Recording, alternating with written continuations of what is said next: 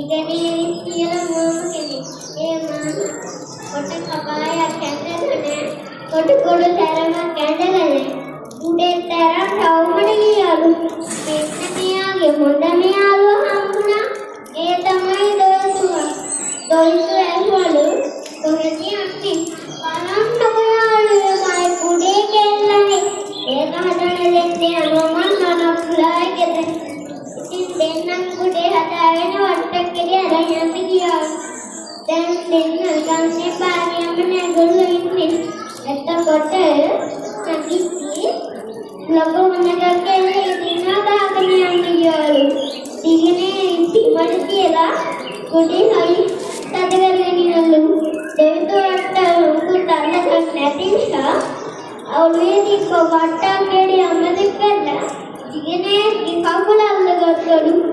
ඊපස්සේ අර වට්ටක්කේ පහළට පෙන්නලා ගියා.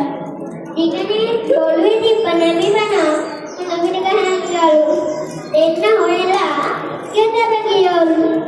ඊට පස්සේ ඉගදාදකින් දොයිතුවා දිගනේ ගෙදරින් ගියාලු. ඒ යනකොට හොඳටම රැවෙලාලු.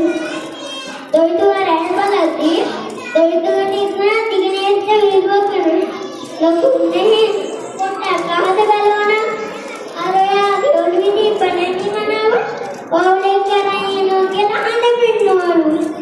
ඊට පස්සේ දිගනේට හිතුවලු මේවට වීඩියෝ කරේ නම් වක්‍රි කියනවා. යාළුවේ අර යායි වට්ටක්කේ පහළට වෙල්ලාගේ අම්මා හරේ කෙරෙට වෙල්ලා දින්නේ.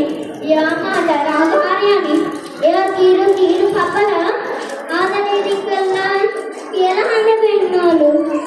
අම්මා තමයි මට පොඩි විදිහට හද ගන්නේ. ඇති උනා